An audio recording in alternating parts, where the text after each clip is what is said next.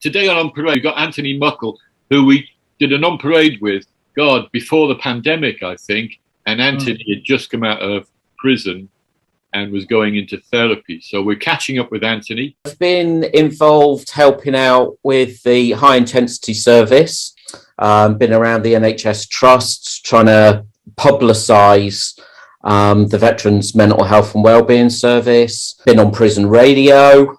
Wow. They asked for my favourite songs and then they all linked into veterans' mental health and mental health awareness. Finished my first year at university, which went pretty well. And yeah, that's about it really, I suppose. I ended up in a hospital for my own protection as well, mate. For almost 10 weeks, I tried to gas myself in a car. My story's out there. But you know one thing, I don't know if you thought the same as me, buddy. I remember thinking in that hospital with all that time in my hands, I thought when I get out of this hospital, I'm going to finish off the job. I'm a squaddy. I've got a job to do. Glad I didn't, mate, and life's changed, and this is what I'm putting these educational videos out for. But did you think that as well, mate? You think, fuck, I failed. Right, when I get out, I'm going to finish off the job. Those few years ago, after crashing a car and ended up in the psychiatric hospital, all I was thinking about in there is how I was going to get out and do the job properly. No detail. Because I was a failure. You know, I failed in life. I failed in trying to end my life. But times have moved on. Those dark days, they come and go, but they're nowhere near what they were those few years ago. You didn't fail, buddy. I know you felt that. I think we're just misguided. We've taken a wrong path, but it's just about getting back on the right path, mate. And there's enough evidence to suggest that your life will and can change around. But most importantly, you're not alone. I didn't know what needed sorted out. I was just so down and low. So the two of you have been through those problems, and I've been through my problems as well. And talking to a lot of soldiers, when the problems start is not immediately when you leave, it's kind of later when you are floundering and you feel that you're lost. Is that what happened to the both of you? Yeah. Coming from a world where you've been in a family, a brotherhood, and a sisterhood like never in your life. You're on tours together, doing things that are out of the extraordinary, and then suddenly when you're in dangerous situations, like you've got a loaded weapon and you're on a tour, when all that's gone and you go back to a fluffy society called Civvy Street, the danger is still in your mind, but the safety of your brothers and sisters has gone, and then suddenly you are very, very exposed. There's nobody back in your corner anymore, but you think Civvy Street's going to be a breeze, and for some and many, not all, it can be a huge challenge. I think that's exactly right. I think I went to my dad was in the army. I went to a military boarding school. I joined up. So you don't understand your emotions because somebody's telling you how to react, training how to react, learning what to do in certain situations. But when you come out into the big wide world and you've got all these emotions and you've been learnt to control them, when things go wrong in a different way, you don't realise it's happening. You don't realise you're sinking into depression. You're starting to isolate, because you've got nobody around you to have a laugh and a joke with about the same old things that you used to laugh and joke about with people in the same situation. So you don't know how to deal with everything. Those first times when you experienced a huge drop in mental health and thoughts of suicide, and you came out of that, so what was the initial contact with the NHS like? You've seen Dr. Sue Ferrier, now you've gone in for your first, diagnosis, would it be? Yeah, it took a couple of goes for her to get me in mind because, you know, I suppose like all of us, I was worried about, oh, you're going to be mad, you're going to get locked up again. But then I didn't care about being locked up again. Oh, I was quite happy with 3 meals a day in a bed and rubbish telly. So, you know, but I think when I did go in, they were good. They listened, they helped, they explained why I had the thoughts I had. Not necessarily about the suicidal thoughts, but what led up to that, why I ended up in that situation. That was the first time I could see why I did what I did.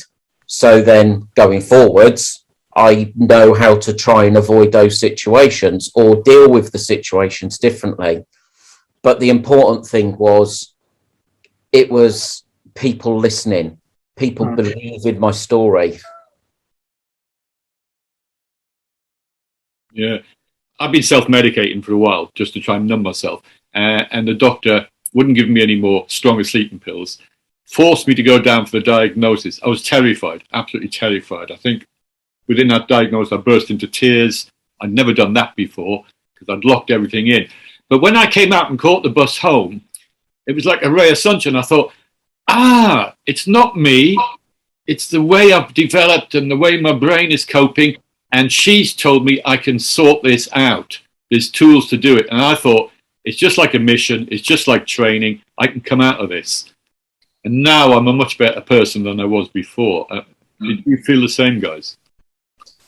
Yeah, I think I did. Once I knew somebody cared enough to spend the time with me and listen to what was going on. And I was diagnosed with PTSD. And I'd been going through for 20 years saying I didn't have PTSD, but I'm not a doctor. So, you know, you fill in questionnaires and it says, have you got PTSD? Well, no, I'm not mad. Well, I was. And I think it was the relief of not having a label put on it, but having a diagnosis that meant something was broken. And I think, as Sean said earlier, it wasn't just me and my brain. It was, there's something generically wrong that can be fixed. It's envious that you talk about sleeping tablets.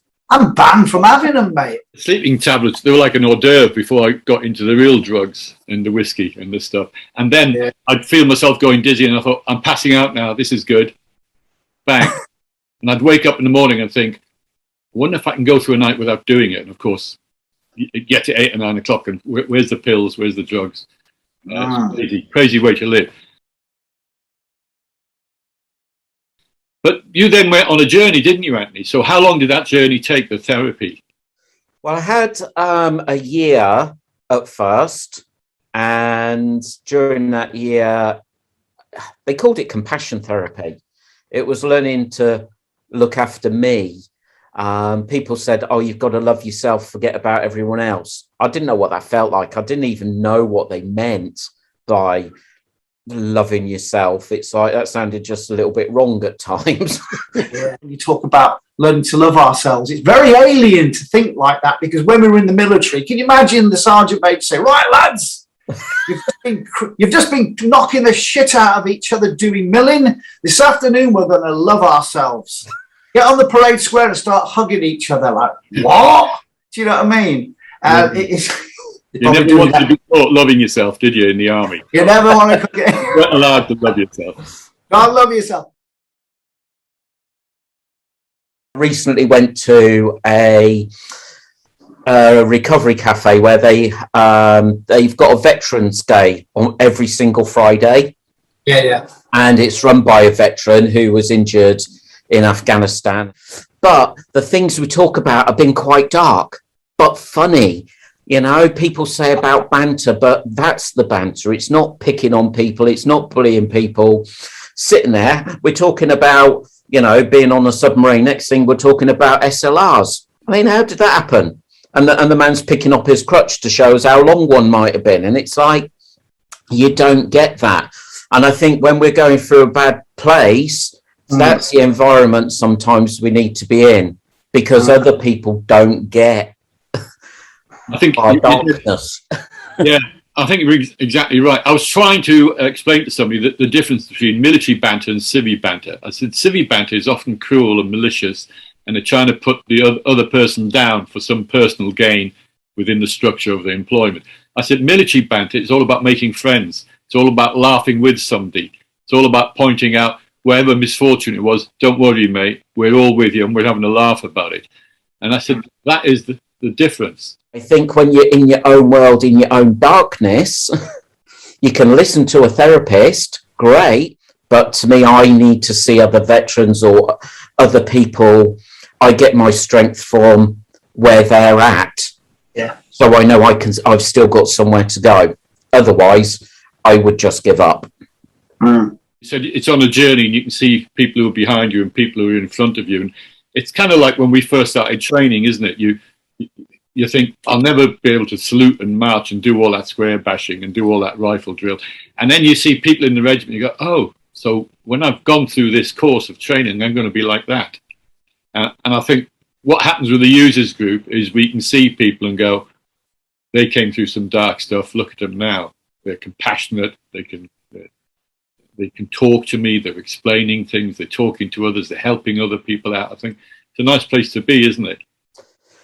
And I think it needs more of us to tell other people that have been in similar situations, and that might be the help and the therapy that you need, to see that, you know, other people have been through it and they understand what you might have gone through. There is something like the NHS that free at the point of entry, and they're going to spend so much time being empathetic and caring and helping you to be a better person. I think is truly amazing.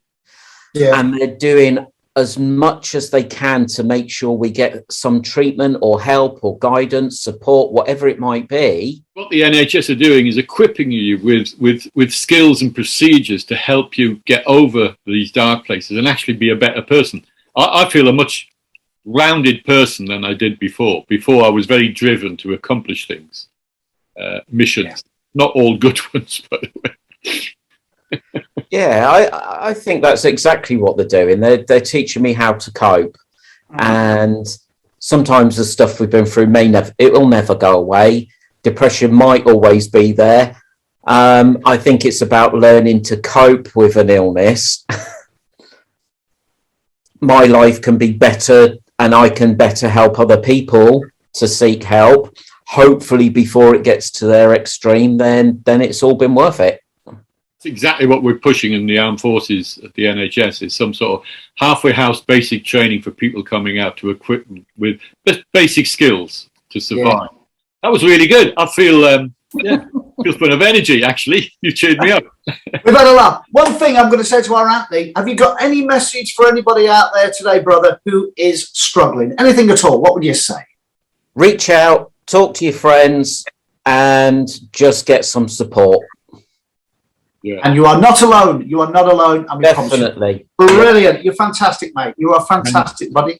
And these are the numbers and these are the websites for you to have a look at and talk to people straight away. And believe me, that people are very nice and compassionate. You're not going to be judged. Yeah. Very nice indeed. Brilliant stuff, lads. Brilliant stuff.